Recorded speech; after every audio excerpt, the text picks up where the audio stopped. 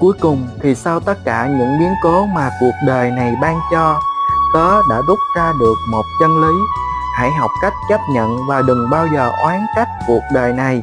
Những gì ta đang đối diện và trải qua phải chăng đó là duyên nợ mà kiếp trước để lại.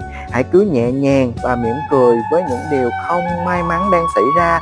Chỉ có cách đó ta mới thấy nhẹ lòng hơn. Chỉ cần chúng ta có một người để nghĩ tới, một nơi để trở về, một lý tưởng để theo đuổi, thì sự sống vẫn